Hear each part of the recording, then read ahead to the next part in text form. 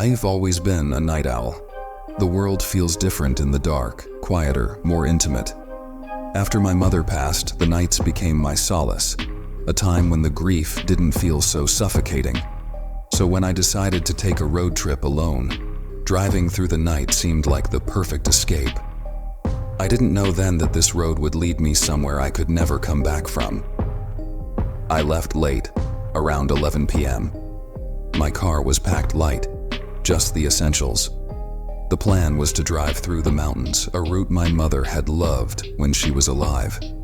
I needed to feel close to her again, and somehow, I thought the road would bring that connection back.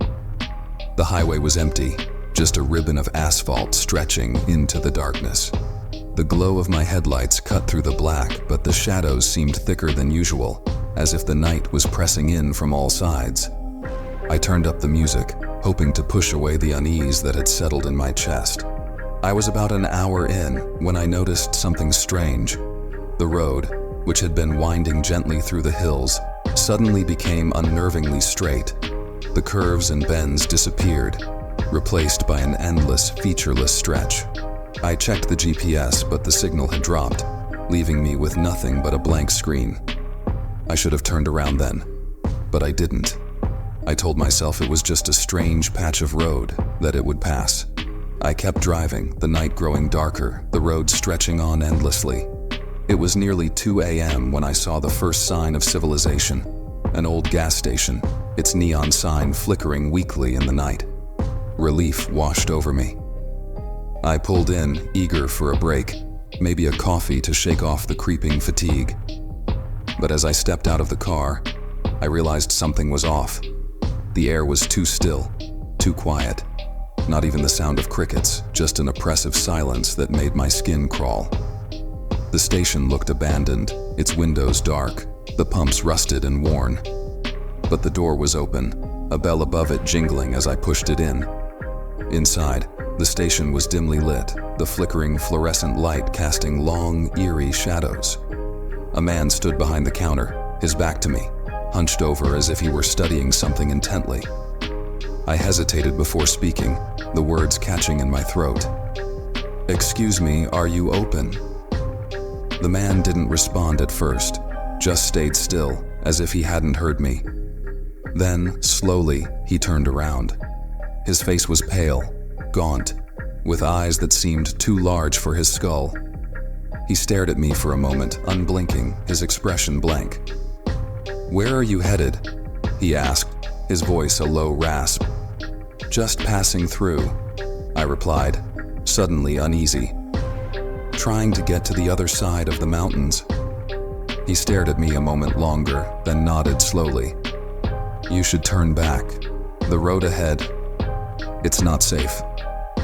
I felt a chill run down my spine. "What do you mean?" He didn't answer, just looked past me, out into the night. His eyes seemed to widen and he backed away, his hands trembling. "You need to leave. Now." Before I could ask anything else, he disappeared into the back room, the door slamming shut behind him. I stood there, heart pounding, unsure of what to do. I wanted to leave, but something held me in place, a nagging curiosity mixed with fear. But then, a sound broke the silence. A low, rumbling growl, like the sound of distant thunder. It was coming from outside, from the darkness beyond the station. I didn't want to see what was making that noise, but my feet moved on their own, carrying me back to the door. The night outside was different now. The darkness had deepened, becoming almost tangible like a living thing. The air was heavy, oppressive, and that rumbling growl was getting closer. I ran to my car, panic setting in. As I fumbled with the keys, I caught a glimpse of something in the rearview mirror, a figure, tall and thin, standing at the edge of the light. Its eyes glowed, a sickly yellow, watching me with an intensity that made my blood run cold. I didn't wait to see more. I floored the gas, the tires screeching as I tore out of the parking lot. The figure didn't follow, but the growling continued, the sound vibrating through the car, shaking me to my core. I drove for what felt like hours, the road stretching on forever. The growling had faded, but the unease remained, a gnawing fear that something was terribly wrong. My phone was dead, the GPS useless, and the road signs, if there were any, were lost to the darkness. Then, out of nowhere, the road curved sharply, leading me into a dense forest. The trees towered over the road, their branches reaching out like skeletal fingers.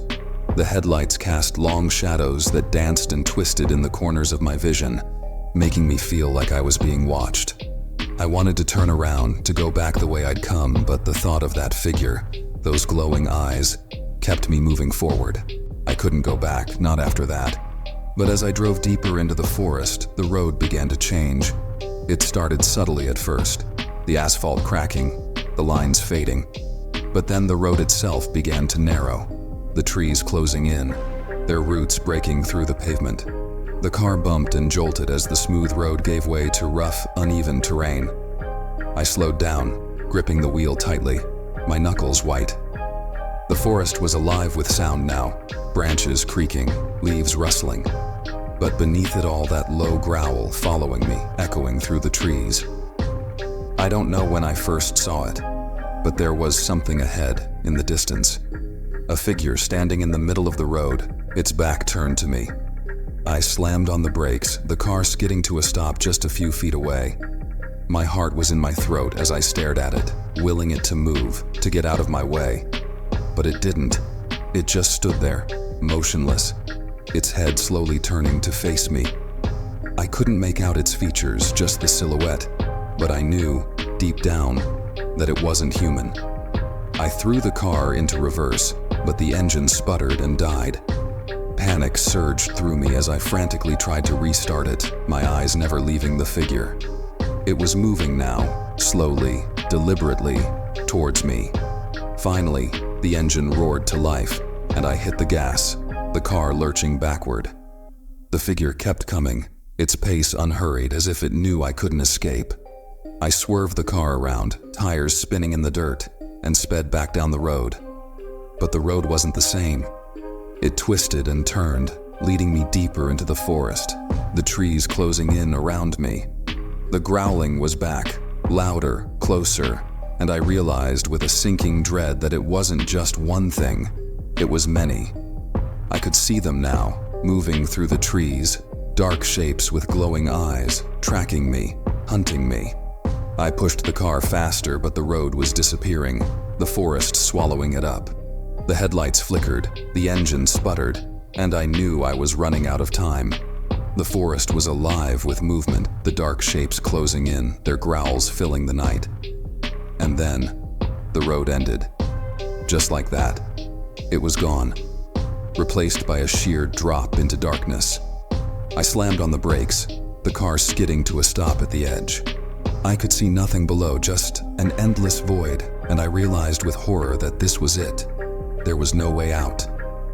The growling surrounded me now, the dark shapes emerging from the trees, their eyes glowing with malevolent hunger. I was trapped, nowhere to run, nowhere to hide. I don't remember getting out of the car, but I must have. I was standing at the edge of the cliff, staring down into the abyss. The growling was all around me, vibrating through my bones, shaking me to my core.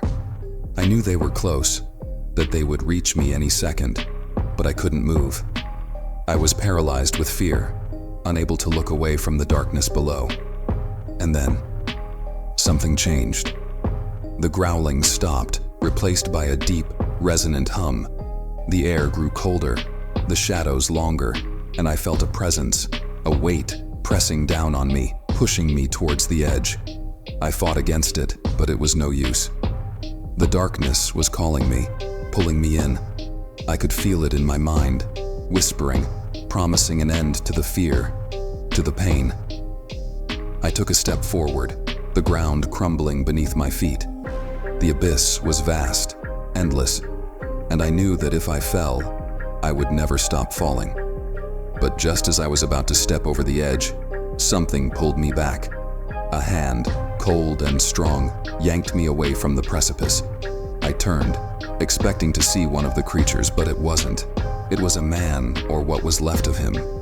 His face was gaunt, his eyes hollow, and he looked at me with an expression of utter despair.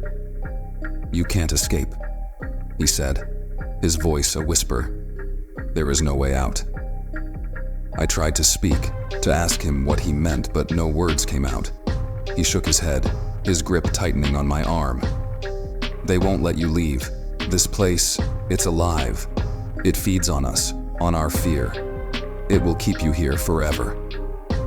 I wanted to scream, to fight, but the man's words held me in place. The growling had started again, the dark shapes closing in, their eyes glowing in the darkness. "Please," I managed to choke out. "I just want to go home." The man looked at me with pity, and for a moment I thought he might help me, that he might know a way out. But then he released my arm, stepping back towards the edge.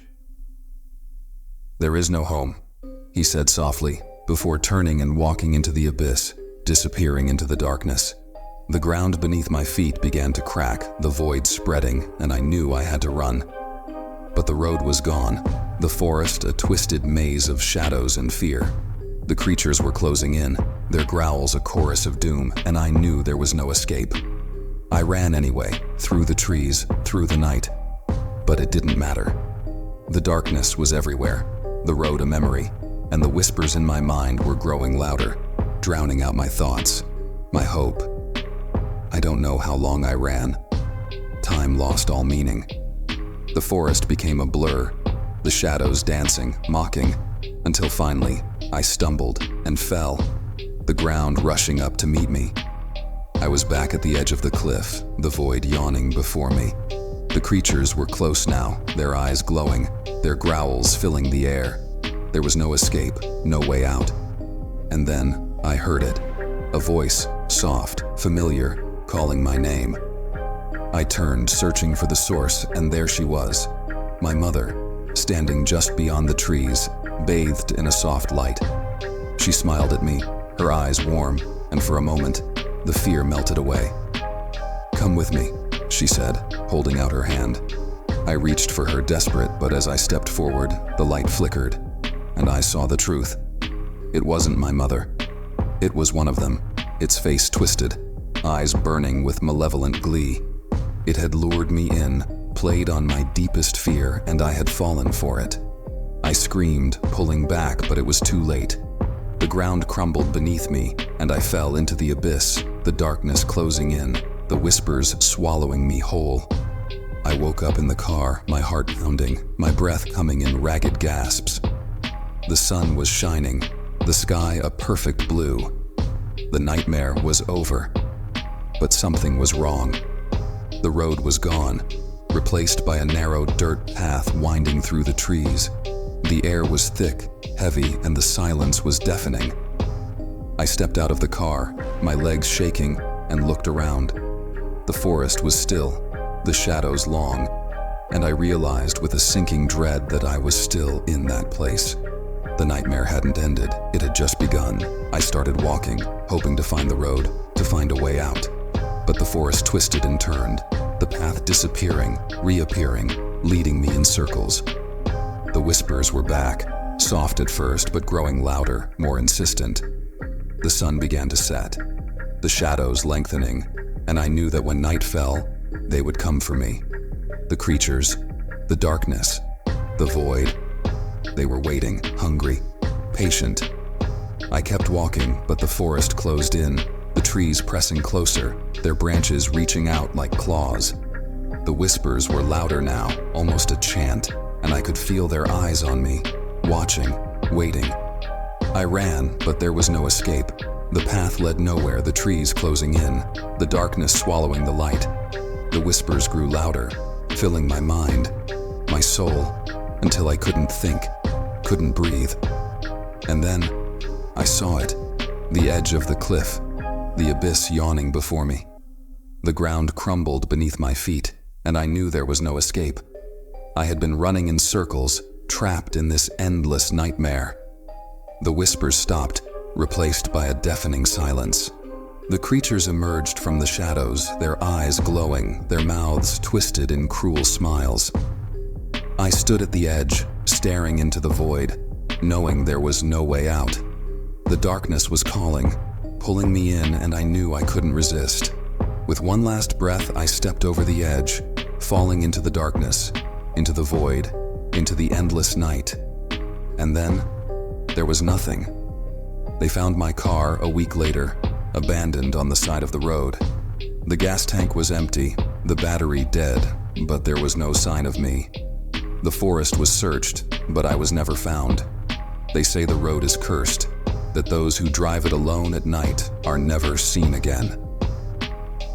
The locals call it the endless night, a place where the shadows are alive, where the road never ends, and where the darkness will claim your soul.